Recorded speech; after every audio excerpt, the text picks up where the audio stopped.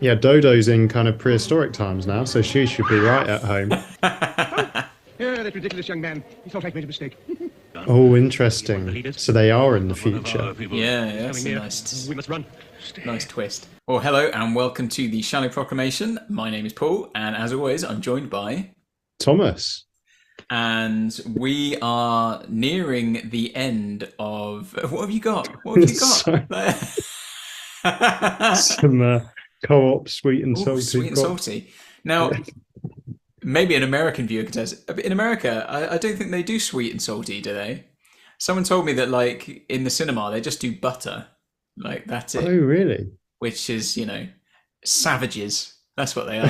Which ties us in nicely with this week's story, because we are about to watch The Savages. We're on the, like I said, we are on the home straight of season 3. This is the penultimate story.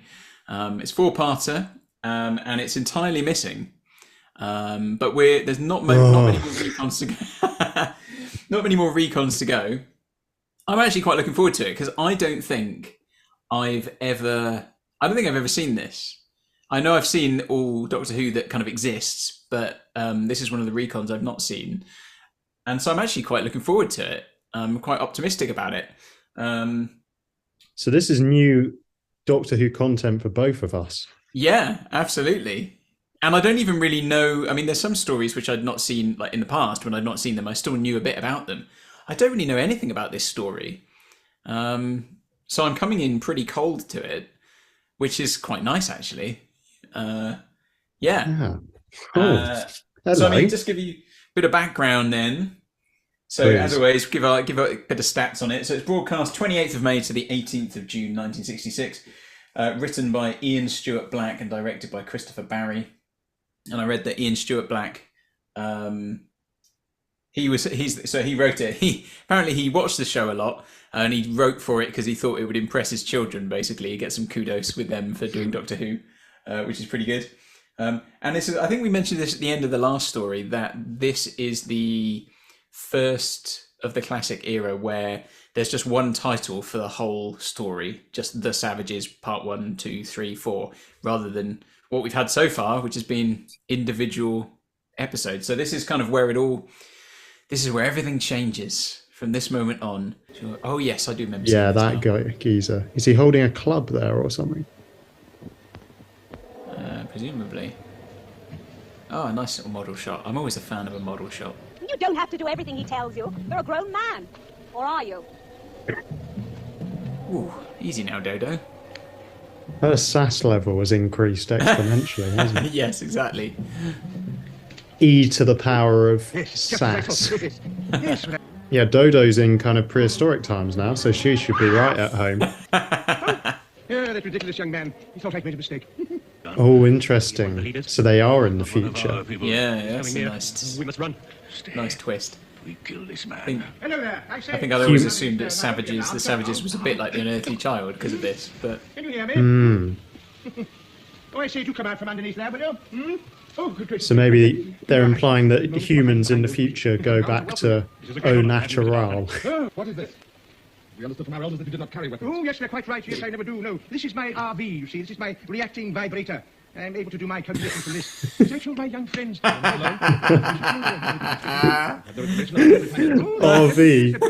RV stands for something else normally, doesn't it? Isn't it like a car thing? I believe, yeah, it is. Yeah. Such a terrible name for a scientific instrument.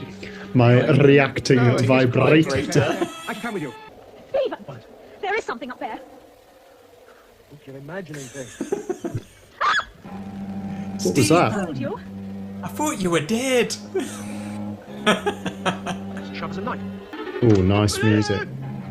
Yeah. Oh, that's a nice touch. I like That that. was quite good, actually.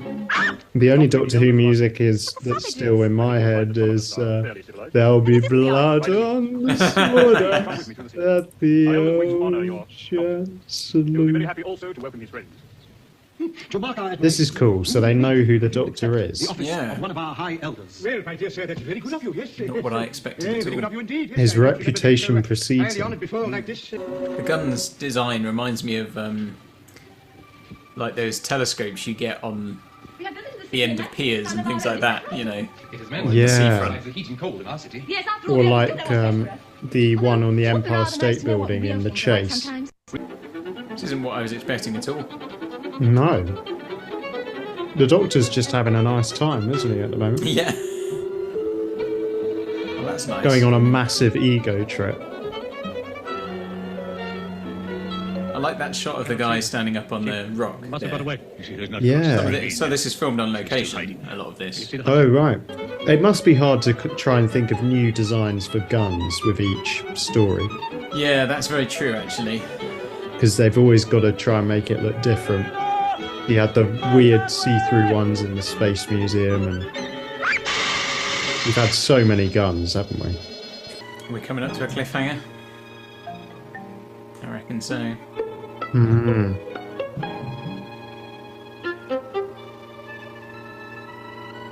A savage lumbering towards her. Ooh. More strings, like the music.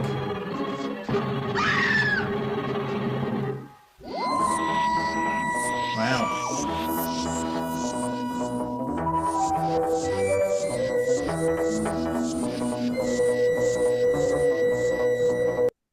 Wow.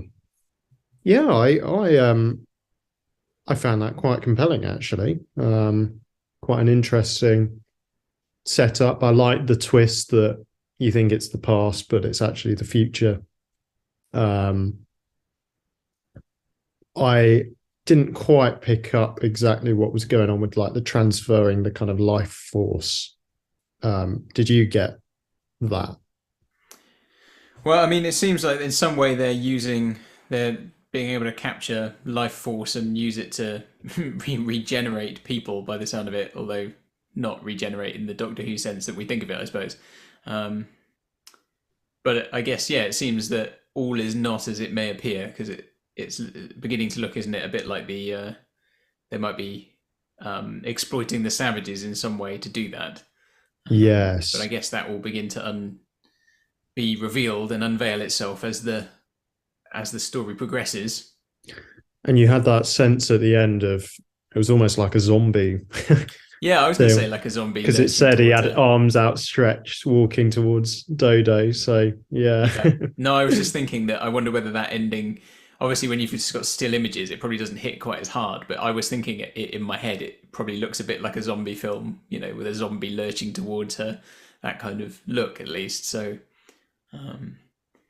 yeah. I really enjoyed it actually. Like I said, I think for me, the fact that it's kind of pulled the rug out from under me a little bit in not being about what I thought it might be about, is one thing.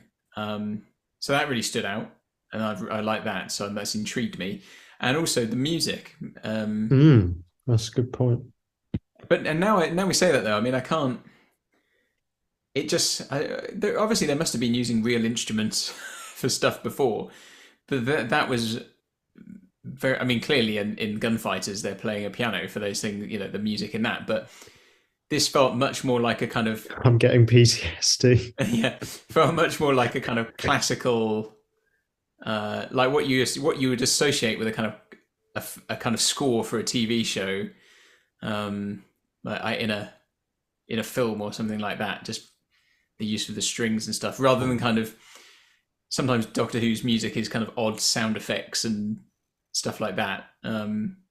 This is very clearly a musical instrument playing music, if that makes sense. I don't know if I'm not quite making sense. I think I know exactly what you mean. It's a very traditional score, isn't it? Traditional, yeah, that's a better word. Yeah. Yeah, quite dominant in the mix, isn't it? Yes, really prominent. Yeah, I don't know if we've had something quite as kind of, you know, the really kind of jarring, is it tremolo, where they get their bows and they go Yeah, so I've really enjoyed that. I just think that's a really strong start. And I like the idea as well of, I mean, it's the juxtaposition of a very advanced race with the savages.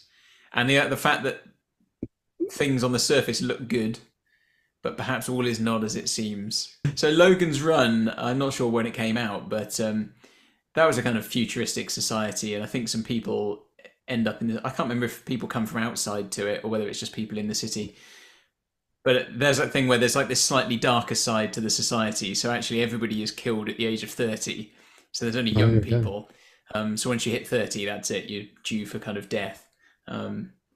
It just gave me echoes of that in my mind. I don't know why necessarily. I suppose it's just that idea of quite an advanced race, but with this thing beneath the surface that isn't quite as nice as it might look. So, yeah, that's interesting. Or a bit like how the banquet in the Great Hall in Harry Potter, according to the books, is prepared by house elves working under the. It's like something you don't see in the films, but it's quite an uncomfortable aspect to it. Yes, that's very true. Yes, because you can't just create food from scratch with magic in Harry Potter. It has to be teleported from somewhere. And slightly off topic, but yeah. Yeah, keep on topic, mate. Totally disrespectful.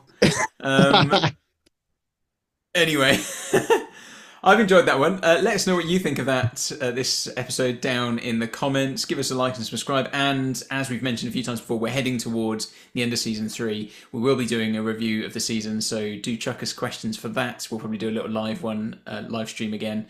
Thanks to those who've already put some questions in. That's super useful. But yeah, keep them coming. And we'll see you next time for episode 2. Until then, goodbye. Goodbye.